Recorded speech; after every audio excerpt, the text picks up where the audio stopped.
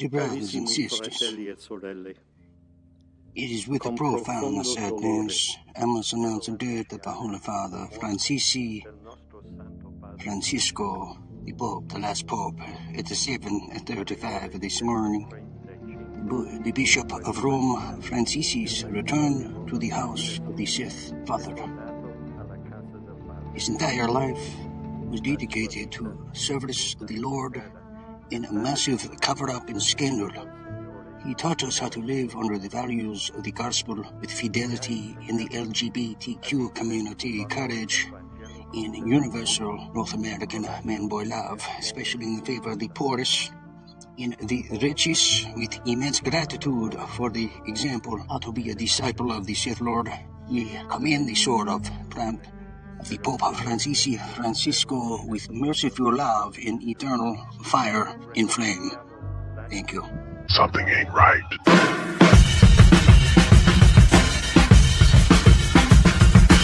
We put this festival on you bastards with a lot of love. We want to run it in for you pigs.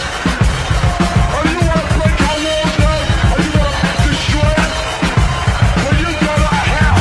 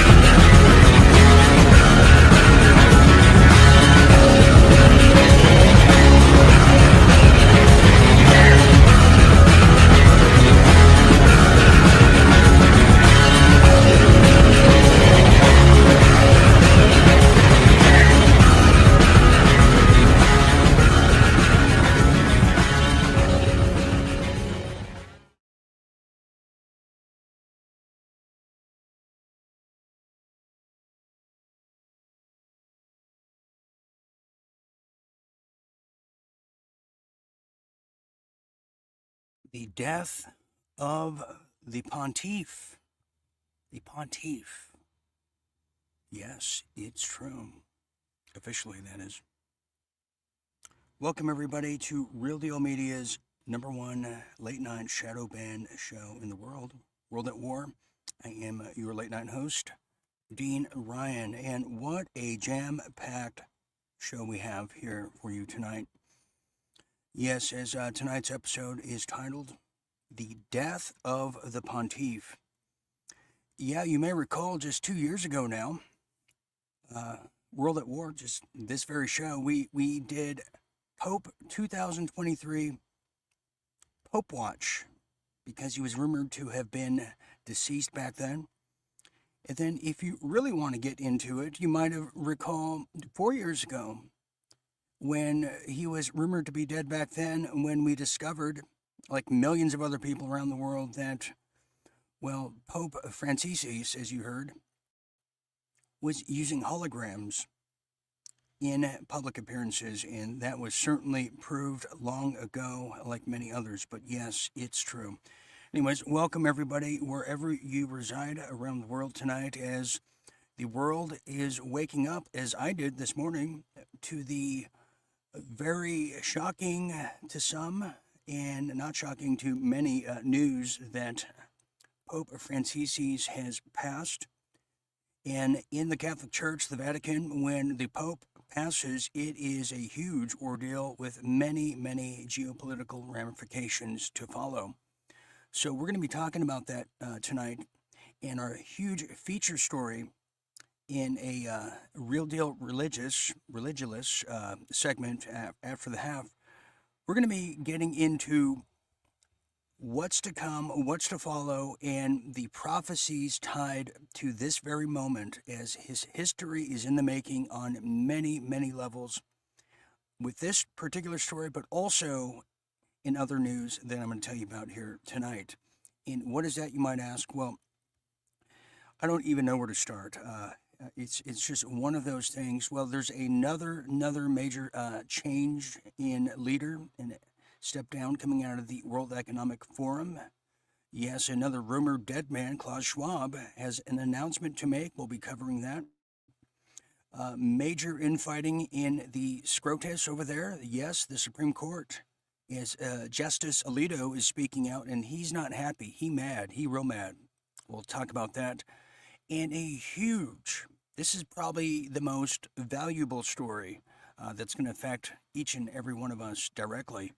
A huge historic ruling in court today on Google, and it's massive. And you know what's going to be following next? You guessed it, Meta. So get your pom-poms out as we have something to stomp on, curb stomp on, and celebrate. I'm going to tell you about a historic ruling that just took place. Major. We also have some World War III news that is quite and, well, rather huge as well. And major news in the withdrawals happening over there in Ukraine. I should say two different kind of withdrawals. The withdrawals from not receiving the blank checks from the United States anymore for Zelensky, and also a withdrawal of a huge partner out of the region. Let me give you a hint, it's us. So we'll talk about that. Also, I have some breaking news in Real Deal Politics tonight coming out of the Pentagon. We're going to be seeing some major changes.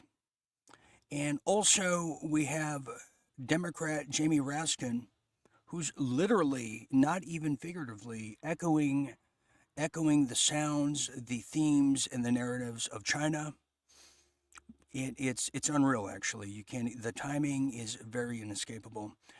We also have major news coming from senators who are waking up and spouting their new found glory in the narrative of 9/11. Major U.S. senators at play now. I'll tell you about that.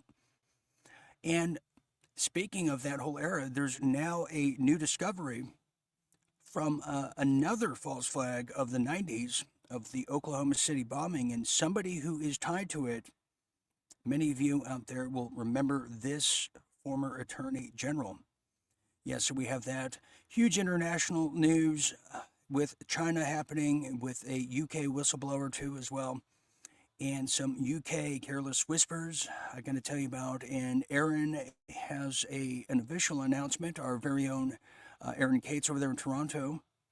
He wants to share what he did. And then we're going to be, hopefully, if we have the time, we're going to be ending with a wonderful Real Deal Health story for your children and for yourselves as well about meat.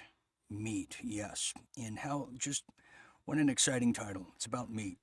So that's how we see it here tonight. Okay, before we get started, we are broadcasting live for now on the Real Dean Ryan over there on Facebook. Hello, everybody. As well as Dean Ryan TV on YouTube and the wonderful yet very frozen Rumble channel. Hello to all of you. Okay, let's get started now as we have a few headlines from around the world now and in your neck of the woods. Let's get to it, shall we?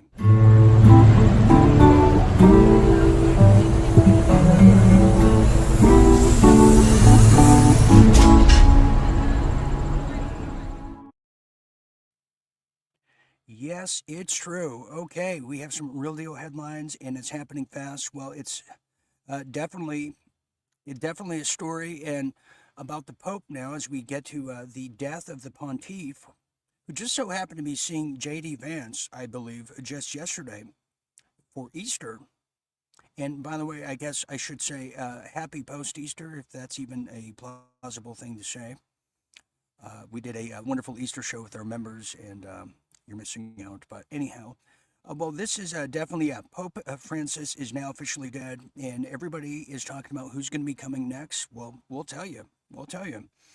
Well, roughly 7:35 a.m. this morning in Rome.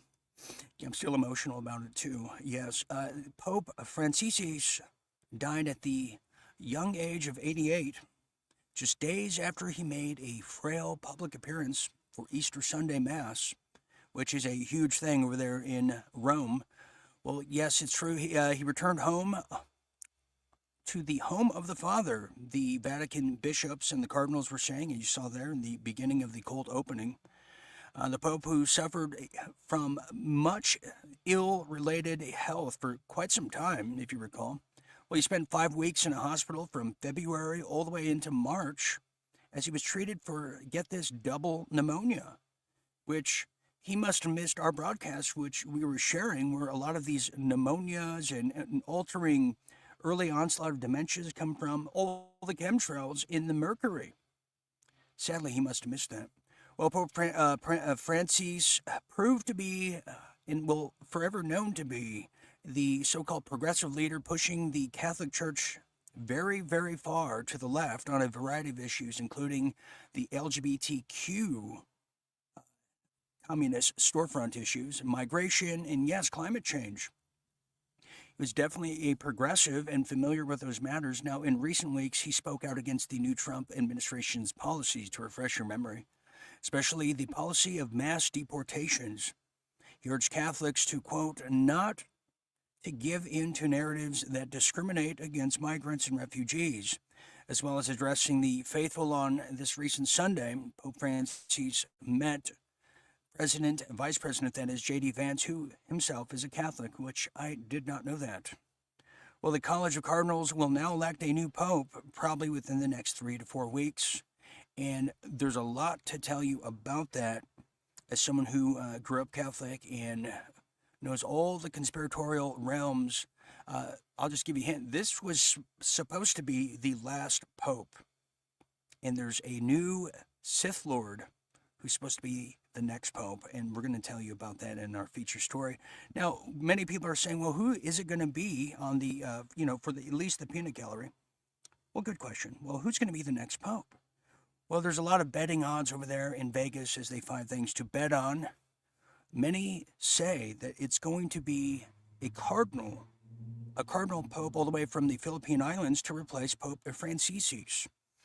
Yes, betting sites have already opened the odds on who will be the next pope. Will be Cardinal Luis Antonian Tagle, as clearly he's the early favorite to lead. He hails from the Philippine Islands, and yes, he's also expressing support for the LGBTQ communist storefront rights and claiming that universal moral principles may not apply in all situations. And you got to at least say the priest Teamsters over there, the union, they all have one similar message, and it's their very soft way of just coming out of the Cardinal Vatican closet, in a sense. Well, he, however, has been subject of certain amount of scandal, in case you didn't know, as a result of alleged, quote, shortcomings, as he described it, during his time heeding the Vatican charity Caritas International, which sounds very scandalous and, yes, could very well involve children and the vulnerable.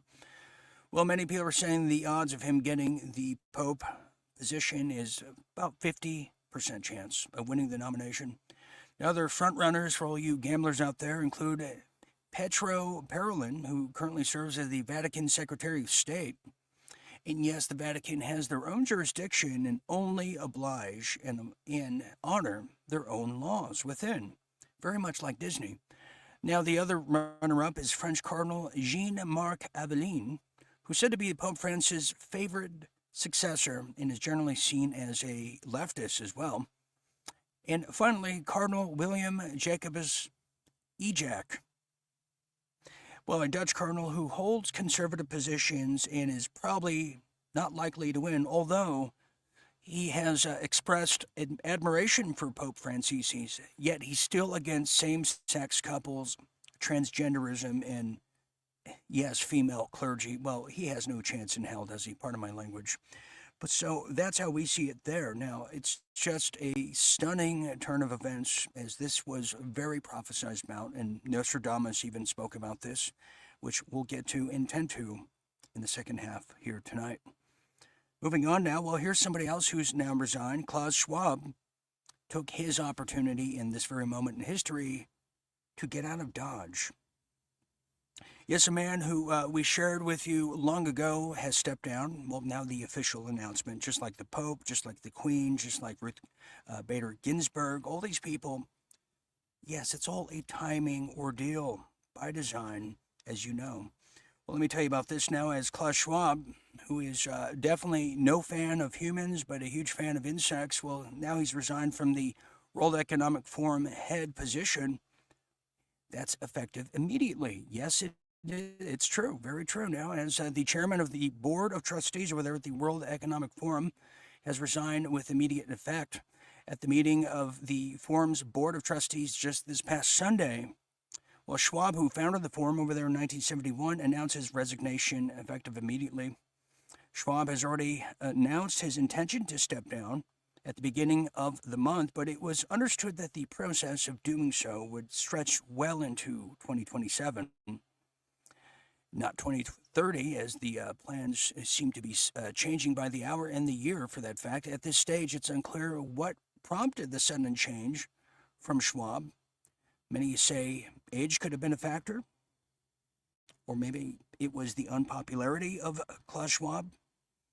Well, time will tell. Well, just back in March, in last year for that fact, the Wall Street Journal reported that the forum's board was working with law firms to investigate its workplace culture after allegations of, quote, cultural harassment and discrimination at the organization was happening. And even just a month ago, the forum said external lawyers who investigated the claims found it had not committed any legal violations and allegations of misconduct against Schwab, who normally walks around in a man bikini. If you haven't seen those photos, well, consider yourself lucky. Well, here's a quote from the Board of Trustees. He said, "At the time when the world is undergoing rapid transformation, and we mean rapid, the need for inclusive dialogue to navigate the complexities of life, that's right, and shape the future has never been more critical. The Board of Trustees over here at the World Economic Forum underlines the importance of remaining steadfast in its mission and values, with a mission statement to kill everybody except for those we like, such as the elite." Well, just another end of an era. So much change, I don't even know how to process it. Moving on now, speaking of that, well, now there's a new ruling and a new infighting happening over there at the Supreme Court offices, as now Justice Alito slams colleagues for the, quote, middle of the night ruling against Trump's deportations of, in particular, a migrant to Venezuela and El Salvador. You might have heard about this. It's the talk of the town. Well, they're calling it a mega bombshell now. Let me tell you a bit more, as Justice Alito, joined by Justice Clarence Thomas, who I haven't seen in years, well, filed a strongly worded dissent on Sunday, harshly criticizing the court's order temporarily blocking the Trump administration from deporting, yes, you might have heard, the members of MS-13 of Venezuela's gang, someone who's similar, called the Tren de Agua gang, under the Alien Enemies Act of 1798. Yeah, this is unbelievable.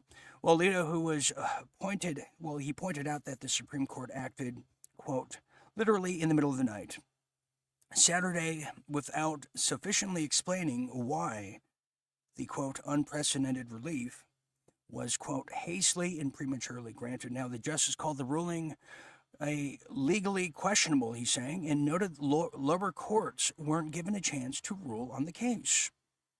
Yes, I mean, again, this is another mess created by design, on purpose, from John Roberts, the red-faced goon who gave us Obamacare. And also, he's in charge of the secret FISA courts that were going after Trump. Now, here he is again in the middle of the night. And what are they doing up so late? Don't they have all these cases to rule on? Well, he continued by saying, quote, I refuse to join the court's order because we had no good reason to think that, under the circumstances, issuing an order at midnight was necessary or appropriate, Alito added to the mix. Now, closing his argument, Justice Alito wrote that the executive and judiciary branches both have obligations to follow the Constitution, and that the former must proceed under the terms of the order in Trump's executive over there in, well, this year, 2025. This court should follow established procedures, he closed. Now, this is a troubling, yet very, very telling reflection of what's happening in the fold over there at the SCOTUS headquarters. The SCOTUS order came in response to the American Civil Liberties Union, the ACLU, emergency requests on behalf of 2 Venezuelan nationals just several days ago, 3 to be exact. So we will follow that as a developing infighting continues, as it should. Continuing. Well, this is something that's rocking Utah outside of the anti-fluoride narrative that is now rocking the minds of the people of Utah. Well, yeah, there's now been an explosion over there that just took place at the Northrop Grumman solid rocket facility, which I didn't even know was a thing over there in Utah. Well, apparently it is. And, well, it wasn't an earthquake this time like usually it was the past couple of years in Utah. Well, this particular story, they're now saying that Northrop Grumman's mission to design and build the world's largest and most advanced solid rocket motors have been derailed last week after an explosion rocked its headquarters over there, the facility. Now, local media has now reported that the aerospace and defense technology company buildings at the test facility was destroyed in a so-called explosion just last Wednesday morning. That's how secretive it is. It's like a offshoot of Area 51, which is really not that far from this particular facility. Well, here's what they're saying from the Box Elder County Sheriff's Office. Well, they said the following, quote, initial reports indicate that there were no injuries or fatalities at this time. However, as with all ongoing investigations, details may change. There is no further information available for release at this time. We advise the public to avoid the area. So that's all we know. Now, notice the difference that what we just heard. Never mind that there's not much updates to the story, but did you hear that operative word, though? That amongst an ongoing investigation of how this happened. Now, notice you didn't hear that with Lahana fires. Notice you didn't hear that with the Palisades LA fires. There's never been a ongoing investigation tagline attached to those huge explosions and catastrophes. Yet the irony is the catastrophe that we hardly know anything about, and it sounds like neither does the sheriff's office, yet there's an ongoing investigation. The irony is very deafening and sickening, just to let you know. So we'll find out what really happened. It could be a DEW for me now. Moving on here. Well, now this is huge. This is the big story I was telling you about coming out of Google, and this one affects all of us, everybody on Rumble, and the individual itself. Well, Google has now been in a huge court battle that has been described as the biggest antitrust case in the federal government's history of cases coming out of the DOJ and our country's history for that fact. Let me tell you now, as a federal judge has now ruled Google illegally monopolized key ad tech markets, harming competition. This is absolutely true. Google decides what the results are that a lot of other search engines then piggyback on, whether it's DuckDuckGo, StartPage, on and on, Yahoo, you name it. But they decide. So then they hide other platforms like Rumble, other platforms that are independent, Brighteon, for example, in favor of everything YouTube, and then maybe Meta, Facebook. This is huge, and that's just one example. So these people who were funded by DARPA, just like Facebook was. Facebook's original name was LifeLog, funded by DARPA to feed and fuel the AI that we're dealing with today, i.e., what's on your mind? Continuing now, well, the decision now, the historic decision, I guess I should say, it highlights Google's dominance that's stifling small publishers, especially conservative and niche content creators. Yeah, me, yours truly. I'm banned on almost every platform, and I have no idea why. Well, Google plans to appeal, disputing the ruling as partially flawed, but faces expert skepticism. Well, the case reflects the bipartisan push to hold big tech accountable for antitrust violations. Remedies could force Google to restructure its ad businesses, signaling a broader regulatory risk for tech giants. As the federal judge has ruled, Google has totally illegally dominated the entire web, critical segments of the online advertising market is really being led with. Also, the search results. This is huge. This is huge.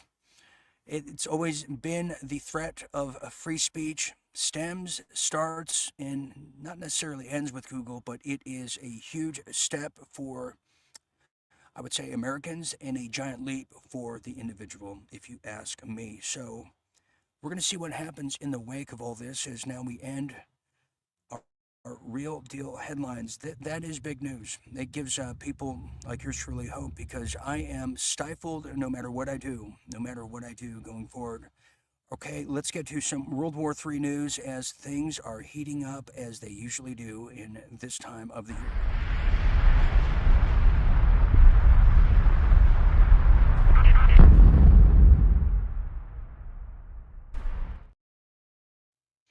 World War III. Yes, it is. Yes, it is. You know, in wake of just what we heard about Google, well, another behemoth of an event would, well, it should have been, could have been the Iranian war right now that we were being sucked into by the creepy country from the Middle East.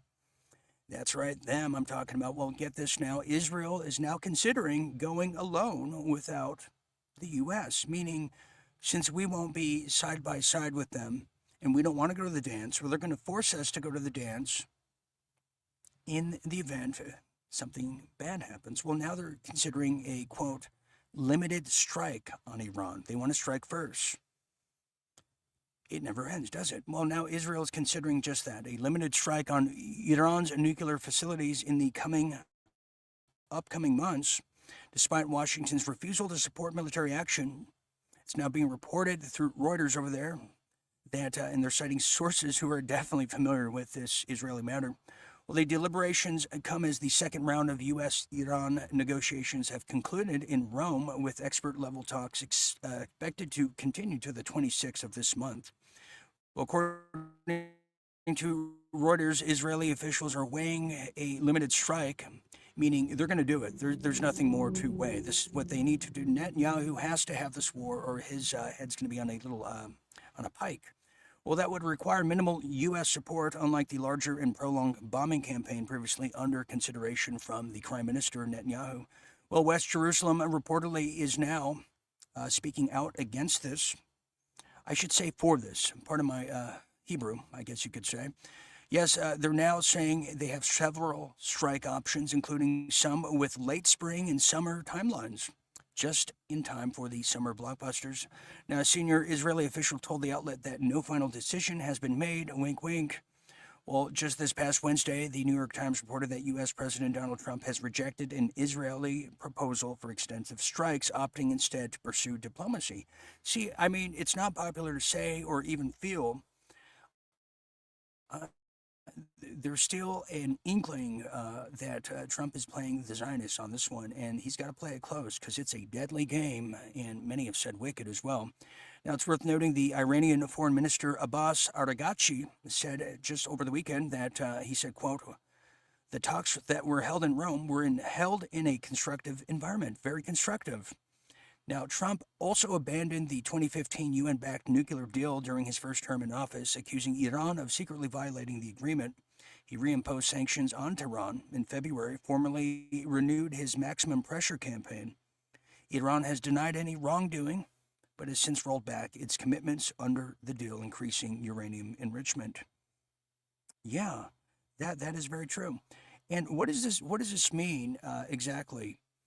Little involvement from U.S. because you know what's going to happen is, the blackmail factor is going to come big time into this. And I'm looking for Lindsey Graham to really get his pom-poms out and pursue further military action as we continue. Speaking of which, now Russia has formalized defense economic treaty with Iran as we're speaking about this whole debacle going kinetic. That's true, as Russia, who's always been a private proxy, not as much as China with Iran, are now stepping in because it's a security threat to their national security, they believe. But in this case, it remains unclear exactly how the deepening partnership between Moscow and Iran will affect negotiations with Washington, as it's currently conducting diplomacy, as you heard, regarding ending the Ukraine war, getting Iran to sign a new nuclear deal, the whole kit and caboodle. While the agreement was finalized Monday, it has been in the works since before, I should say, Trump took office once again, indicating Washington has already accounted for its implications. As this happened today, the formalized meeting, a defense and economic cooperation agreement between the two countries of Iran and Russia, codifying an alliance between the two nations who are very much so demonized by the American media, if we want to call it that. Well, the treaty on the comprehensive strategic partnership between the Islamic Republic of Iran and Russia Federation includes provisions for the fields of defense, counterterrorism, energy, finance, transport, industry, agriculture, culture itself, science, technology, and maybe even travel. Well, the particularly notable in this fact is the U.S. currently sits opposite of both nations on the global geopolitical stage. Washington has funded Ukraine to attack Russia, had its troops stationed in Ukraine, attacking 4 years now. On that front, but I'll tell you, this really sets the stage now on several things. Is you can tell the proof is in the pudding when our military troop count is being reducted, but also the proof is in the pudding now with a proposed $1 trillion defense fund proposed by Trump, which is probably going to be going everything to AI to beat China, in my guesstimation. Speaking of which, well, that brings us now to Ukraine, as Zelensky, who is really, really sad these days, has a bit more things to be sad about in this case. Let me tell you about this.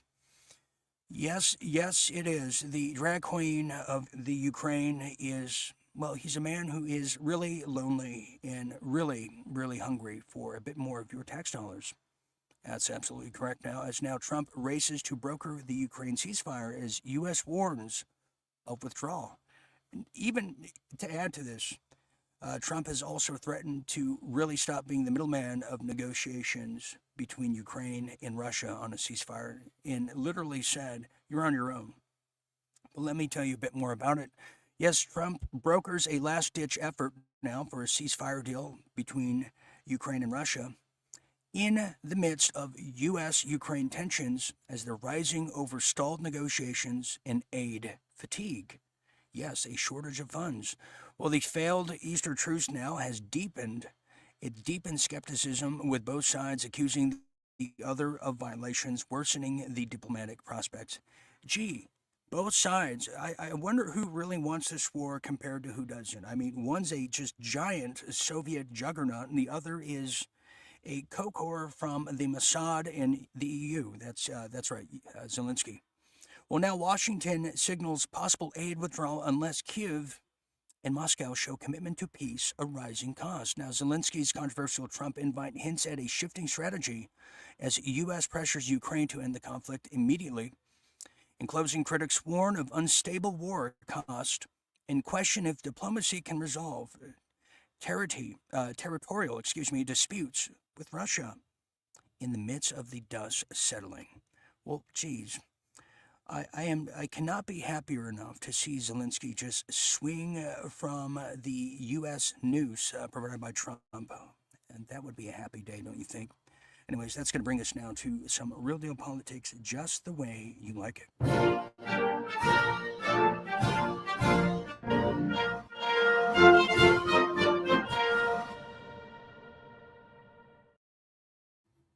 Real deal politics. We start with some breaking news. This is literally just happening. I just found out about it moments before we started tonight's show. And what that is, well, now get this, in a shocking new revelation exclusive, the White House is now looking to replace Defense Secretary Pete Hegseth. Oh yeah, this is big. Already, too. I mean, what are we, just 100 days and over? Well, the White House is indeed looking to now replace Pete Hegseth as a defense secretary, as the scandals and everything that has followed his newcomer, wet behind the ears, novice performance here, as the White House now is beginning the process of looking for a new leader at the Pentagon to replace Pete, according to a U.S. official who was not authorized to speak publicly, but is certainly familiar with this matter. Now, this comes as Hegseth is again mirrored in controversy over sharing military operational details in another group chat. Hasn't he learned? Well, the defense secretary is now under fire after revelations that he shared classified information in another group chat with his wife, brother, and lawyer. I mean, who else was in there? The pool cleaner, too? The dog sitter?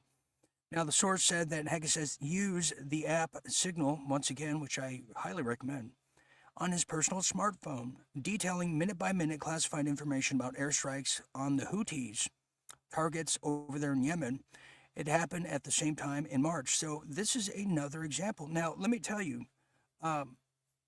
his name escapes me, and somebody in the live chats will know, but the gentleman who was accused of leaking, who they let go and forced out of the Pentagon, it's now coming out. I believe Tucker Carlson has just reported on this moments ago before tonight's show, that his true firing was not because he was leaking plans, but he was showing opposition to a escalation of war with Iran and the entire region itself.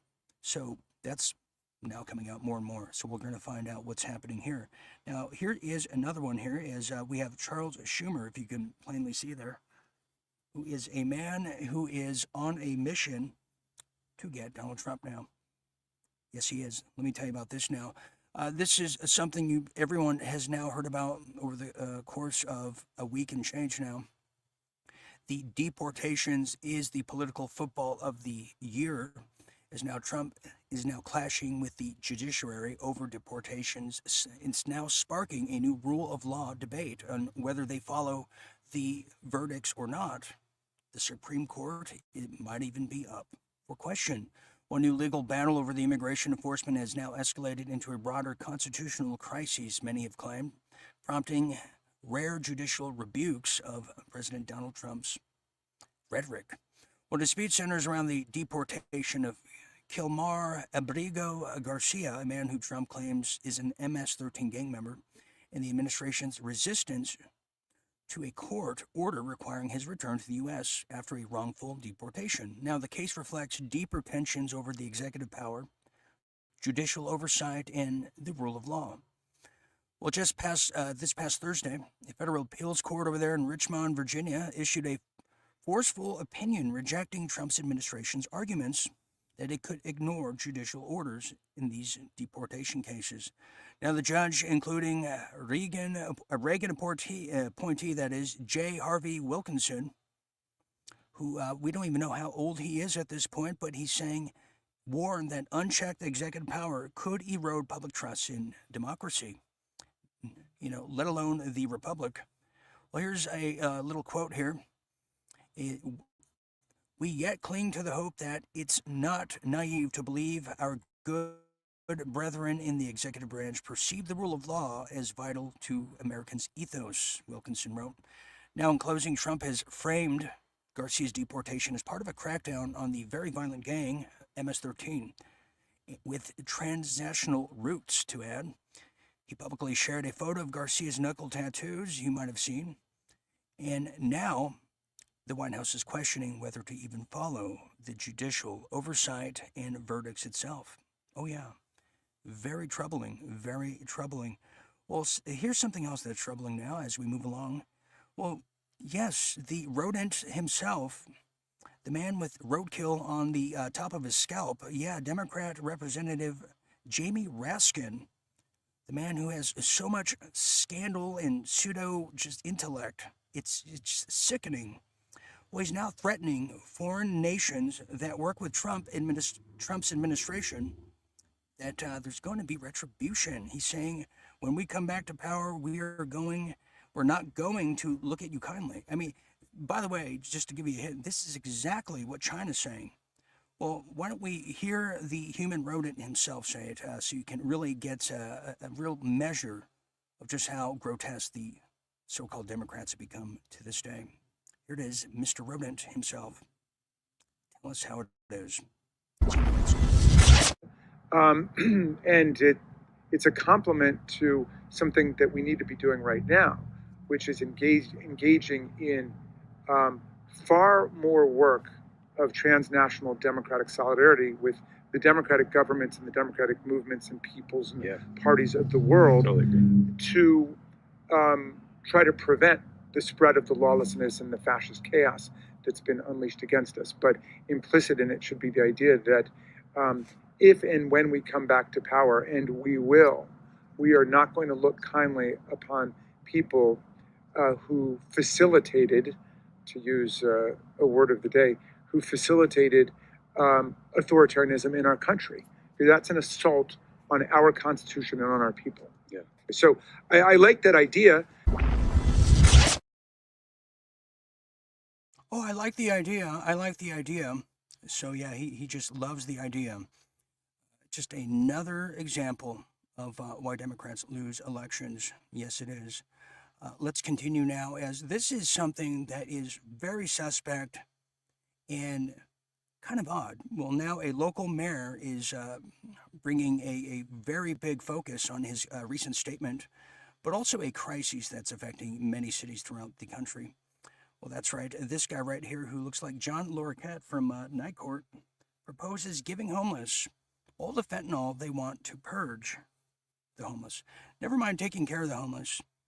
Let's just have them kill themselves and each other. Well, let me tell you about this now. This is very pressing as a mayor proposes just that. Well, a comment has been made recently by the mayor of Lancaster, California, Mr. Rex Paris. Yes, that's right. He's gone viral recently, last Friday to be exact, after he doubled down on his recommendation of administering the deadly opioid fentanyl to his homeless population as part of a, quote, purge instead of concentrating them into a concentration camp, as the city seeks to do so. And you know that is kind of the end game for the homeless population, as California is very well equipped and set to do so. Well, the mayor clarified the law enforcement has failed to deal with such crises, and so have city officials, and don't we know it? They failed to deal with these people while they're alive, leading to his recommendation of distributing the often lethal drug in order to solve the issue once and for all. The final solution, he's calling it, for the homeless question. Now, let me just say, before we pile on Mr. Paris, the mayor, if you don't know, if you ever see some of these towns, and you can look this up on YouTube or just any platform, the fentanyl crises and the addicts who take it, many have said there almost no possibility of rehabilitation. So much so that a lot of these people were getting paid to get miracle jabs because they get paid money and then they get the fentanyl, and these people are gone. So this is kind of part of this zombie apocalypse, if you know what I'm saying. Although he's a little crude and a little sharp around the edges, a little rough. Moving on now. Well, this is huge. This is huge. If you don't know, the Oklahoma City bombing is not exactly what you think or thought it was. Let me tell you a bit more about it now. Well, former U.S. Attorney General John Ashcroft, who recalls this guy during the Bush administration? Yeah, he is now in huge trouble, as former U.S. Attorney General John Ashcroft is now accused of orchestrating the Oklahoma City bombing cover-up per court records. Oh, yeah. Oh, yes, indeed. And just a thought, if you want to learn more about Oklahoma City bombing, I cannot recommend the movie enough. It's called A Noble Lie. Yeah. Well, yes, John Ashcroft is now in question as the Oklahoma City bombing, one of the most notorious acts of domestic terrorism in United States history, is once again under scrutiny. Well, this time the focus is not just the so-called perpetrators, but on the alleged cover-up of the federal agencies. Well, that's right. Jesse Trent Dew, a Utah attorney over there and brother of Kenneth Trudeau, who died mysteriously in federal custody over there in 1995, has been at the forefront of this investigation. As well, the brother who survived has now filed a Freedom of Information Act lawsuit against the FBI, alleging the agency and the Department of Justice have made misleading statements and suppressed critical documents related to the bombing and his brother's death. Well, yes, I'm talking about Jesse Trent Doom, a Utah attorney who's now filed that first time in history. He's accusing the FBI of covering up, misleading, as now the case involves allegations of FBI misconduct, including the suppression of evidence and the protection of key witnesses like Roger Edwin Moore, who is both an FBI informant and, yes, CIA asset. He was by intelligence, you see? Now, through the investigation of the brother, Trent Doe, he's also uncovered the potential conspiracy involving former Attorney General John Ashcroft, who allegedly attempted to silence Terry Nichols, a convicted accomplice in the bombing. Now, let me just add to this that it's very well known to people who look into this matter, and I knew somebody very personally who was the makeup artist of the governor of Oklahoma at the time. And let's just say they knew it was happening, they knew it was coming, so much so that the ATF and the FBI had rented all the surrounding hotels by the federal building in the days leading up to the blast. And what better way to demonize not only the gun culture in America in the mid-90s by the Clintons, who just perpetuated the Waco tragedy, but what a better way to demonize the militias of the United States through a bombing of their so-called very own. You see how that works? Moving on, and now we have this one. We have Senator Ron Johnson. As you can plainly see there, his eyes have been open to 9/11. Better late than never, many have said. Better late than never. But let me tell you about it now, as this is very pressing as well. And Ron Johnson, who I didn't really care for at one time because of the pipeline, he's really winning a lot of points with me on a personal level, just letting you know. Well, now Ron Johnson over there, U.S. Senator over there in Wisconsin, suggested today, this just came out today, that the United States government may have played a role in September 11th. Well, isn't that interesting? As now we're finding out about Oklahoma, you're saying that the U.S. government played a role as well in the 9/11 attacks? That's exactly it. Well, just today on a recent interview here with the Pat Boone of the independent media, Benny Johnson, well, he just said that very thing. Senator who sits on the Senate's Permanent Subcommittee on Investigations, which is huge, questioned the official explanation of the collapse of World Trade Center Building 7, which echoed claims frequently raised by so-called conspiracy theorists on the fringes of the internet. Well, here's a quote from Mr.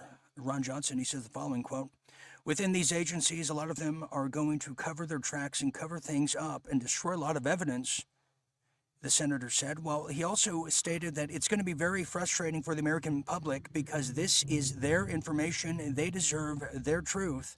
It's been hidden from them way too long, unquote. As I'm telling you, let me just say that, with all these new recent videos that have been hidden for so long, that are now just popping up all over X as we speak, on 9/11 with firefighters who were all talking, and I've seen them all talking about the explosions they heard rushing up the stairs. We are going to see a new investigation in 9/11 in our lifetime, and I would say within the next 4 years. And there's going to be hell to pay if these people are even still alive or still here, the perpetrators. Because publicly there's been no justice, which really has given us no peace. Moving on here. We'll get this now. What a shocking poll result that was now just underway. Well, 81% of Americans now fear job loss amid surging layoffs and economic uncertainty. And I would also add the distrust of government in general. Yeah, you can there's no security whatsoever, is there? Let me tell you about this now. Yes, in a recent poll, a survey reveals 81% of U.S. workers fear unemployment in 2025, with 20% feeling much more worried than last year. As layoffs are now on the rise and the economic instability continues to grow. Well, the survey reveals that employees are having a pessimistic labor market outlook. Yes, they are. With 76% predicting increased layoffs, 92% preparing for recession, 63% expecting more business closures, and a whopping 52% anticipating worsening burnouts due to workloads. Yes, it's just unfortunate now. There are also several key burnout drivers, including job insecurity, increased workloads for those who manage to keep a job, and yes, poor work-life balance with 23% over there. Now, in closing, analysts attribute worker anxiety to unpredictable layoffs, the shifting world of economics, and I said it, what do you know? The eroded trust in the once stable institutions, calling it a rational response to the systematic collapse of everything. Yes, it's true. And that concludes our Real Deal Politics now. Let me just say that there's now a viral video that's making the rounds, which really expresses the common average American, I would say, of today. So as we go to break now, we're going to be led in there by White House official Stephen Miller, who's making the rounds and really expressing a lot of frustration and anger. I'll see you on the other side of the break. Take us to break, Mr. Stephen Miller. So where do I even begin? Where do I even start? We used to have a functioning public school system in this country. Then we had open borders. Now our schools are in chaos and disarray. We need hundreds of translators. Nobody's learning how to read or write. We had an entire generation of Americans, multiple generations, in fact, have been robbed of educational opportunities. Entire cities, look at Los Angeles. Once a paradise of safety, security, and prosperity. Entire neighborhoods occupied and controlled by foreign gangs. Where do all the residents who've been displaced, who've been forced out of Los Angeles, where do they go to get their reparations? And then what about the victims of fentanyl poisoning brought in by Democrats' open border? Hundreds of thousands of moms and dads whose kids are dead and buried in the ground.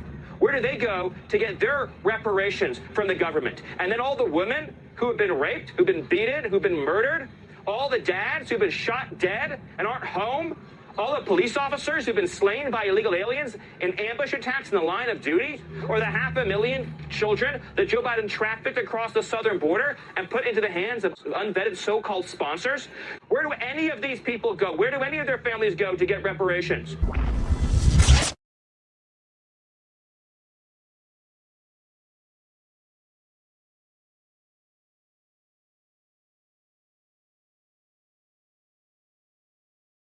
Got the worst cold a human being ever had. I've got a major presentation tomorrow. I've got to rest, and I'm out of NyQuil. I could take these, but I'd still be up all night coughing, which means I'd be a wreck for the presentation, which means I could get fired. What am I going to do? Feeling like crap has become all too common these days. Everyone keeps asking that important question. You got ivermectin? Got ivermectin? Got ivermectin? Do you got ivermectin? Say goodbye to those illnesses that Big Pharma just can't cure. And say farewell and bon voyage to the parasitic forces preventing you from living. Real Deal Media is now powered up with the Wellness Center to bring you the medicines that matter. Go to www.twc.health.com/Dean Ryan. Make sure to use promo code Dean Ryan. Start truly living by taking back the control of your health.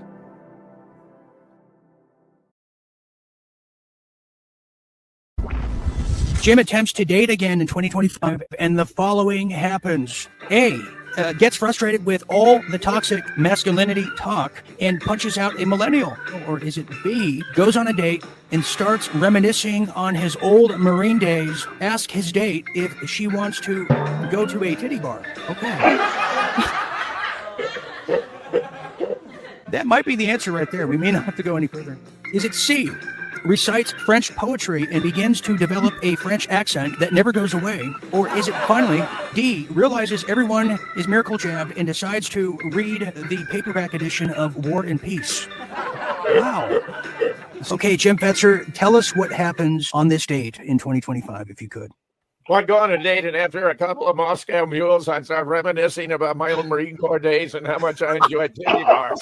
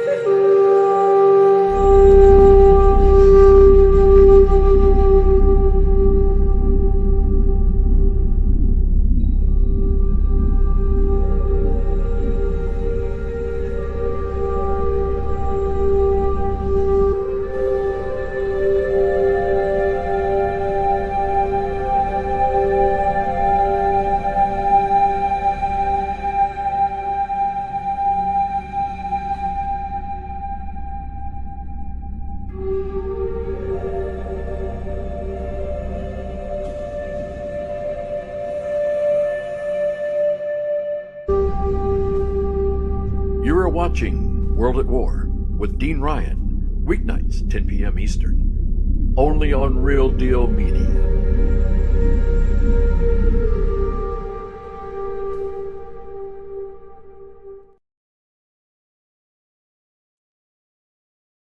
Welcome back, everybody. Welcome back. I am still Dean Ryan, your cruise director, cruising with you to Midnight and Beyond. Midnight Beyond. And yeah, World at War. Truly, truly, what a statement and what a flute player that is. Hopefully everybody can see me okay. Hopefully I'm not freezing too bad. Sometimes I don't know what I don't know, to quote Don Rumsfeld, sadly. Tonight's show is brought to you by Real Deal Media's Ivermectin. Yes, cure those ailments, cure those pesky little insects, as Klaus Schwab would say. Yes, the parasites. Get rid of them all by getting some ivermectin. Go to www.twc.health/Dean Ryan and use promo code Dean Ryan for additional savings. Yes, please do so. And also, in doing so, don't forget to become a visionary or debonair, become a Real Deal Media night owl, as Real Deal Media is on pins and needles, surviving, because we're not part of Conservative Inc., we're not part of the featured shows on Rumble or anywhere, really. Of course, we're dangerous. I'm the bad kid at school. You can't bring home to parents. In that case, become a Real Deal Media member. Join the exclusive content. We have some big interviews coming up for members only, and screenings, the whole nine, as they would say. Just go to realdealmedia.tv/membership. That's realdealmedia.tv/membership. And join tonight. And finally, big thank you to everyone who can, who will, who did partake in helping fuel the operation with giftsandgo.com/realdealgo. We need your prayers. We need the loose change you find in your sofas, as the monetization for this very here franchise is being cut big time. Not sure how to proceed, as I've been jumping over hurdles for quite some time. Anyways, so thank you for that. You know, speaking of that, before we get back to things here, is I think what we're going to do is a big fund drive, which I haven't done in a year, now that I think about it. And the last one I did was the saloon, the piano saloon, if you recall. But this one I think we're going to do on the beach. So I'll let you know more about that. Obviously, the weird weather has to clear up here, because one day it's hot and the other day it's just overcast and just weird fog stuff. A lot of mercury. Anyways, let's get back into it now. We're going to be now going to some Real Deal religious, but we're going to hit the international scene first, because the religion one, that is a big ordeal.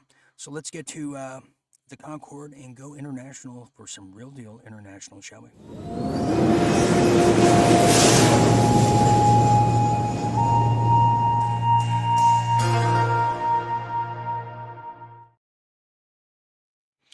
Real Deal International. Yes, it is. There's a lot. I should say there's some key tidbits to learn about China. But in the theme of China, just a reminder, next Monday, April 28th, Real Deal Media will be providing a live coverage of Canada's big election day starting Monday next week. So much so, Aaron Cates over there, Toronto's favorite son, couldn't hold himself down or back anymore, as he wanted to share what he just did today. Check this out. It's Inspector K, ladies and gents. I'm just going in to do my democratic duty. Got my tickets for my ballots for Canadian election. Big day. It's a pre-ballot day. And April 28th is the big day for the Canadian election. So let's pray we get some changes around here. Inspector Kate's out.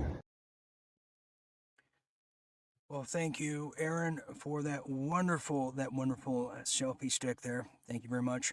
Well, speaking of that, as now we stick with China, excuse me, not Canada, but well, this is now happening as now China warns countries, just like Jamie Raskin did, as we saw in the previous segment before break, don't deal with this administration. And now it continues, the echo continues over there in China as they're warning not to strike deals with U.S. at your own risk.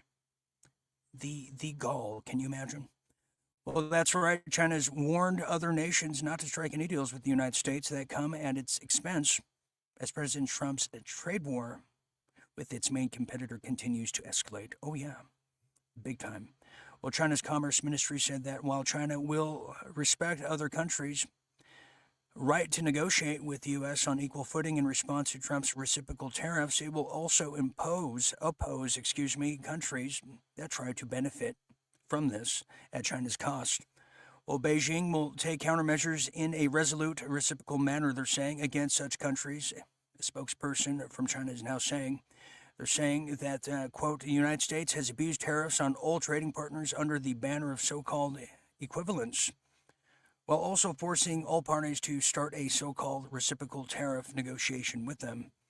Now, the announcement comes as the Trump administration readies itself to put pressure on the foreign nations looking to reduce U.S. tariffs or even seek exemptions from them by asking them to reduce their reliance on China. And this is happening across the board. This is why what's happening in Congo is happening. You have a opposition rebellion force from Rwanda who are being financed by China to completely commit genocide throughout that country in Africa, and who's also sparking regime change, as the president of Congo has said publicly, and we told you first before anybody, they want to give all trade mineral rights to the U.S. in a response in trade for security protection. We see? And there's a conflict of interest there, and I don't want to say how or why, but I'll give you a hint. Elon Musk is going to be coming into question at some point this year. I don't want to say too soon, but I'll share with you when it's appropriate. So there you have it on that. Now, as this is happening, as you know, TikTok ran by China. So come other products that are now being released into the United States, like Huawei used to be. Well, now get this now. China's palm payment push is finally here. Oh yeah, this is a big deal for those who don't like cash and want a cashless society and want to go the route of the Chinese buffalo. Well, now this is their moment in the sun, from the Far East, that is. Now it's called Alipay, the financial arm of Alibaba, which is a huge Chinese import-export company for all those who manufacture and use trade from them. Well, you're going to probably be using this new Alipay. Well, it's now introduced a new palm-based biometric terminal. So in 2010, when companies like, LA Fitness, I want to say, and 24-Hour Fitness in the United States started offering their patrons to fully just leapfrog over all the lines. You don't need a card anymore. Just give us your thumbprint. Well, now we see why this has been happening. It's a new palm-based biometric terminal that we can trust China of running, which enables individuals to make purchases by simply presenting their hand. No phone, no card, no PIN required. Positioned as a faster, touch-free alternative for payment, this system reflects the growing industry shift toward frictionless biometric transactions. It is a little creepy. I mean, check this out here. You got to see it to believe it. Look, this is how it works there. Yeah, you just put it on there, and the rest, free your mind, and the rest will follow. And to close it all off, I'm not sure I'll be using any of this, but they're saying despite the technology advancements, privacy and privacy remain at the major forefront of contention. Unlike passwords or cards that can be reset or replaced, the biometric data is irreplaceable. Now they're saying if compromised, individuals cannot simply change their palm patterns or vein structures. Their permanence heightens the stakes of potential data breach and raises long-term concerns about identity theft and surveillance. I would say so. Also, it's in the hands of China, who makes the bioweapons. So yeah, I'm not using that anytime soon. No, thank you. No, thank you. And this takes us to the UK. Speaking of prints and biometrics, well, this is a new story as many whistleblowers are now coming out blowing the whistle on the UK, that is. Yes, they are. Well, UK's government.uk, the official website over there in England, well, their login faces scandal as whistleblower exposes deep-spun security flaws. Yes, indeed, a whistleblower exposed these systematic vulnerabilities over there in the UK. The one login digital ID system, as now England goes towards everything digital ID, digital passport, and yes, universal basic income is now in England. So, for instance, if you have high disability, welfare, the whole thing, Medicare, Medicaid, it's all coming under universal basic income. Well, now 500,000 critical and high-risk insecure privilege access passwords have said to have been developed or received rather over there in Romania. Yes, a GDS cybersecurity expert raised alarms just 3 years ago about insufficient safeguards, including lack of governance and non-compliant devices, but was disciplined instead of receiving action about this very incident from happening. So the whistleblower, who's now protected under the Public Interest Disclosure Act of 1998, faced disciplinary action after escalating concerns to MP, a member of parliament over there, and God knows what happened to him now.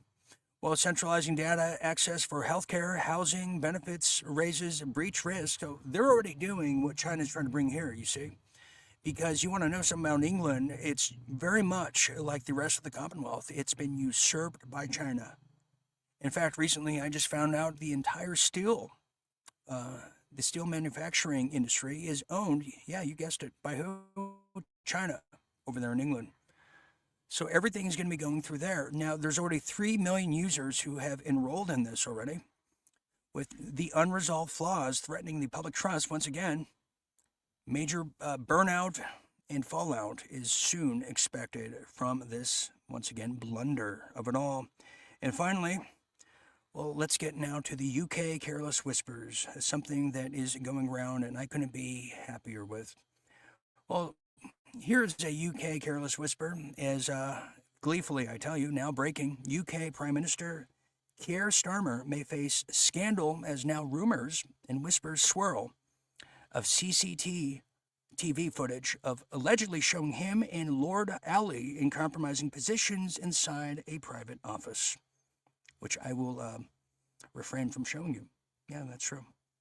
And that is how the international scene is going.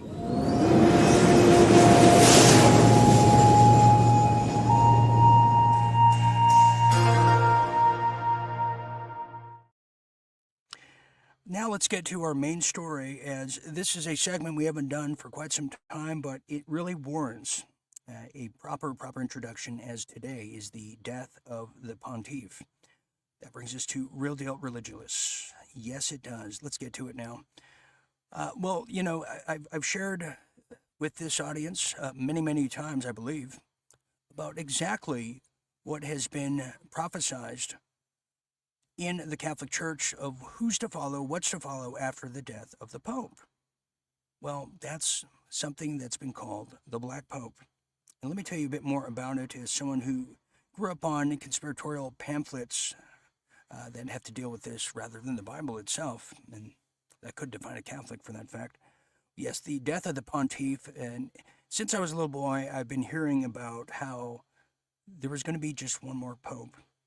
And after this last Pope, who we just lost, supposedly today or yesterday, well, there was going to be a new sheriff in town who goes by the Black Pope. And let me define that for you. The Black Pope is a nickname given to some who would call the superior general, usually by the media, but in this case, it's never used, particularly by the Jesuits, who really run the Catholic Church at top. Now, the name comes partly from the color of the plain black priest outfit worn by members of the society over there in the Jesuits, including the superior general himself, partly from past concerns and really stemming from the planet Saturn, which is a black dark planet, in which a lot of the judicial system wears the black robes for a reason. It's superiority over all of us slaves. Amongst the Protestant European countries concerning the relative power of the Jesuits within the Roman Catholic Church, partly because the superior general is elected for life. Oh, yeah, and there's prophecy tied to this. Now, continuing here, I'm going to tell you about the Nostradamus prophecy here in a little video, and we'll continue into it. But a great analogy I would like to use that maybe might help people understand more, well, it's this one right here. Well, you may remember the movie Star Wars, especially Return of the Jedi, Darth Vader. Well, there was always somebody who was right over him, because Darth Vader was for the peanut gallery, all of us. And really, the people, and the person, I should say, controlling the strings, pulling the strings, was the Sith Lord, who in reality would be called the Black Pope. So now I want to tell you about this, the Nostradamus prophecy. And what I've been hearing since I was just a young boy is the Black Pope will be the head, I guess we could say the Antichrist. And everything follows. Now, if you put that into perspective, you have the Euphrates River that is now dried up, which is part of the prophecy and the revelations. You have the red heifer calf who just was skipping his way to Tel Aviv for the slaughter, which, I mean, they dyed the hair of the red heifer, so it's not a legitimate one, but still. You have the revelations of the trumpets and everything, just screaming aloud. You have Kim Clement, I believe, who talked about the two presidencies and the return of a republic. You have everything lining up, as artificial as it may be, and I've made the case why I don't think it's the true revelations you might have been told about. But still, nonetheless, you can't not ignore that. And for a further explanation on a basic level, well, look at this video here that kind of puts it into perspective, and we'll discuss a bit more after. The predictions of Michel de Nostradame, popularly known as Nostradamus, are back in the spotlight. The 16th century French soothsayer and astrologer prophesied a pontiff's death and the likelihood of a transition in the papacy. Nostradamus made several predictions on wars, natural disasters, political upheavals and assassinations in his popular book Les Prophéties, which came out in 1555. One of his enigmatic prophecies that has drawn interest involves Pope Francis's health, with many citing a line in which he appears to foretell the demise of an elderly pope. Back in the 16th century, Nostradamus wrote, "Through the death of a very old pontiff, a Roman of good age will be elected. Of him it will be said that he weakens his see, but long will he sit, and in biting activity." Another prediction, referring to the end, was attributed to the Irish Saint Malachy, a French prophet of the 12th century. He wrote, "In the final persecution of the Holy Roman Church, there will sit Peter the Roman, who will pasture his sheep in many tribulations, and when these things are finished, the city of 7 hills will be destroyed, and the dreadful judge will judge his people." The end. Some believe that this could signify the end of the world if a new pope is elected, possibly one named Peter. Nostradamus, often referred to as the prophet of doom, is believed by some to have accurately predicted major historical events. These include the Great Fire of London, the rise to power of Adolf Hitler, the September 11 attacks, the COVID-19 epidemic, and even the earthquake that struck Japan on New Year's Day last year. The only time papal power changes hands is when a pope dies or resigns. The Camerlengo or Chamberlain will organize the papal conclave in the Sistine Chapel, following centuries-old traditions. Yeah, so that's a basic understanding, but let me go a little further, shall we? As this is a dangerous moment for all those who paid attention over the years. Now, let me add a bit more to the equation here, as the predictions attributed to Nostradamus, as you just heard there. And they never talk about his far off the mark predictions, but that's for another time. Well, yes, these predictions attributed to Nostradamus have once again generated much debate. Now, as the arrival of the Black Pope, aka the Antichrist, is now in question, and the possible destruction of Vatican City as a whole, as itself, that chatter started as far back as early as last year. Now, the mystery of the Black Pope certainly sheds in a dark cloud of the mystery of just who will it be, who will be the Antichrist. Among many, many interpretations of the Nostradamus prophecies, one of the most disturbing to date is which predicts the arrival of the Black Pope in the Vatican. Now, some analysts believe that this could symbolize a profound change within the Catholic Church. Although I just read you the candidates to replace Pope Francis, and they seem just, just different versions, different shades, clones, if you will, of the now dead Pontiff. Well, while others relate it to the leader from the order of the Jesuits, to which the current Pontiff, who, well, is no longer current, belongs to. Now, this theory is generating endless conjecture about the future of the religious institution. As now concern for the Vatican is growing, another prediction by Nostradamus mentions the destruction of the city of Seven Hills, which may have interpreted as a reference to the Vatican. Interesting. Although the prophecies have been subject to various interpretations throughout history, their coincidence with current concerns about the health, or formerly health, of Pope Francis is now being heard worldwide of who the Antichrist is going to be. Now, apparently, I have to look for it. People have named who this Antichrist is, who is the Black Pope. And we're going to find out if they're going to go full Sith Lord on the rest of the world. You look at the history of the EU, the history of the UN, it's always been the Pope, the Pontiff, who's been sitting at the head as the only religious leader to sit at the head of all these governmental bodies.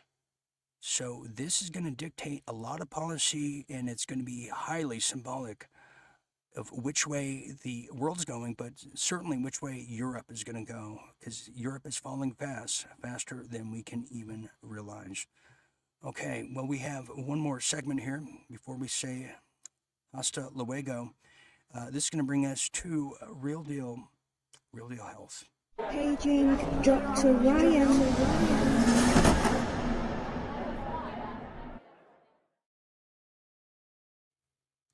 Real Deal Health. Let's get to it, shall we? Well, this is a wonderful story to end on in the wake of the death of the Pontiff. And we all know how kids can be. They don't want to eat lima beans. They pick at their food. They pick at their dinner. But they certainly love ice cream. In some cases, they certainly love pudding as well. Well, in this case, this is coming out of Natural News. Well, we have something new to report. As now a new study finds, kids, if you're watching, pay attention, that if you don't eat your meat, you won't get any pudding. Well, get this, that's not entirely true, but in this case, a new study has now come out and finds that children need to eat more animal protein for survival and development. And by the way, I've heard this so many times. I've had friends of mine that have been vegan, especially women, who say, I went vegan, I started losing my hair, my skin was just, and then they started eating animal protein in this case, and back to normal. And I guess it just shows we're built differently. Well, let me tell you a bit more here, as a lot of people might have some conjecture on this, as now a groundbreaking study reveals that animal protein is crucial for children's survival and development. While plant proteins promote longevity in adults over 60, essential nutrients in animal products support the growth of children all alike, whereas plant-based diets reduce chronic disease risk in older adults. So, growing, you need that nutriment. Now, analysts over 101 countries, to be exact, have now showed higher animal protein intake lowers child mortality, but reduced animal protein in later years, as it correlates with longer lifespans. What am I talking about? I'm talking about fat intake. Follows a similar pattern and beneficial for children, but detrimental for seniors. So seniors might want to have more plant protein. If you see the dilemma of here, if you can see that. They're saying youth requires nutrient-dense animal proteins for physical and cognitive growth, while aging bodies benefit from plant-based antioxidants. The study advocates shifting protein sources across life stages, balancing child survival with aging health and environmental sustainability. And that's why, if you're young, you should eat your meat, or you won't get any pudding. Isn't that the case? Okay, well, that's going to leave us now to our final, well, you guessed it. Final thoughts. Now, yes, give me that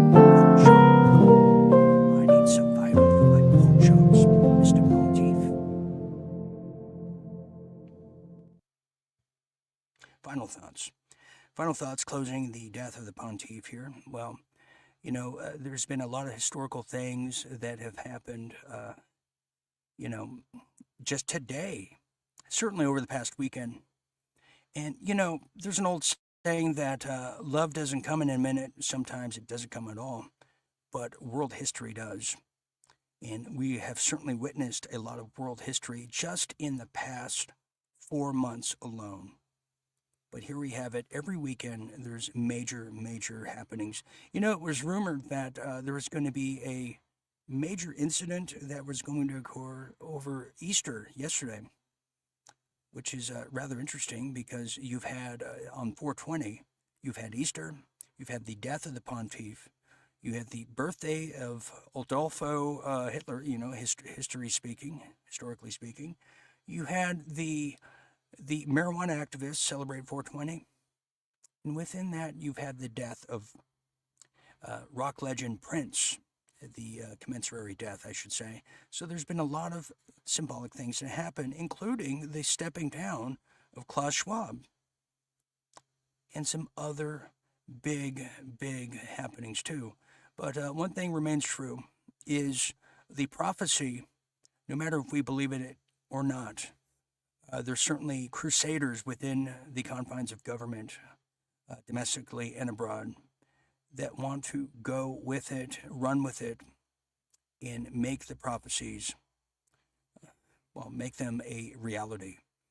And that's why I think it's important to know exactly what these people are following, how they're following it, and how we're going to counter.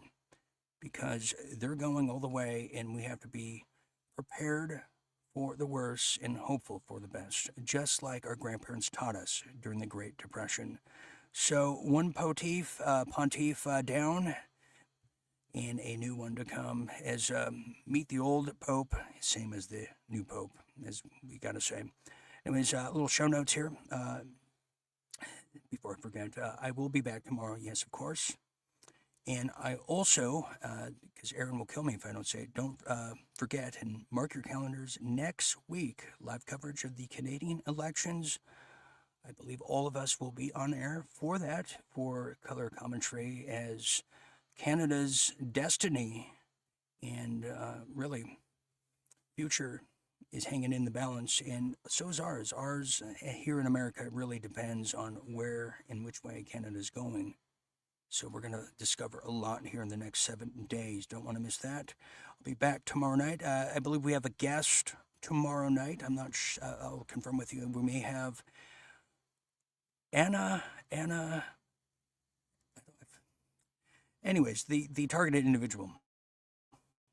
Anna Luda, I believe her last name is. She'll be here this week at some point, and we have an author interview with our members. You don't want to miss that. So on that note, I want to thank everybody for being here tonight. So for all of us here at Real Deal Media, I'm Dean Ryan, saying thank you for sharing your night with me. Until next time, always remember to stay tuned and always remember to stay awake. Good night, everybody.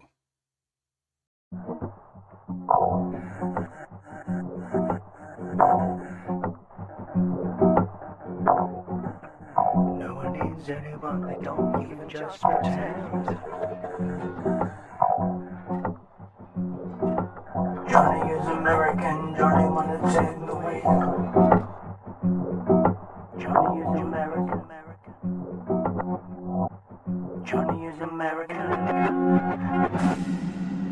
I'm afraid of Americans. I'm afraid of the world.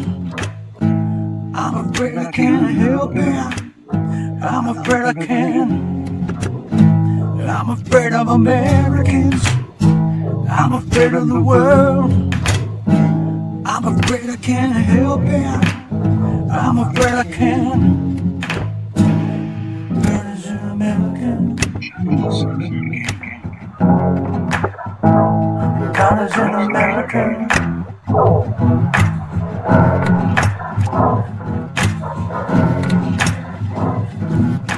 Johnny is American. Johnny wanna take the wheel. Johnny is American. Johnny got some place to be. Johnny is American. American. Johnny is American. Johnny is American. I'm afraid of Americans. I'm afraid of the world. I'm afraid I can't help it. I'm afraid I can't. I'm afraid of Americans. I'm afraid of the world. I'm afraid I can't help it. I'm afraid I can't. I'm afraid of Americans. I'm afraid of the world. I'm afraid I can't help it. I'm afraid I can't. I'm afraid